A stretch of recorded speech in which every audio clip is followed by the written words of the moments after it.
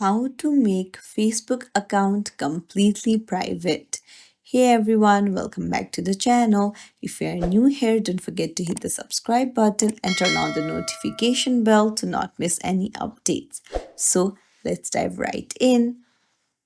Open up your Facebook app first. Tap on the menu button on the bottom right. Then scroll down and tap on settings and privacy.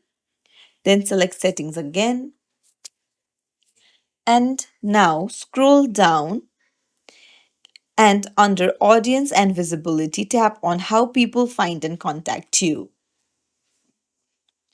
Now here you can see who can send you friend request. Tap on it. So by default, this might be set to everyone. So to tighten the security, you can change it to friends of friends. So hit save, and this way only people connected to your friends can send you request.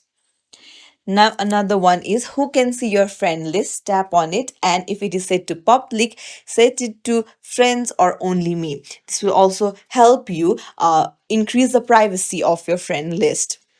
Then scroll down and you can see, do you want search engines outside of Facebook to link to your profile? You can toggle it off to increase your privacy.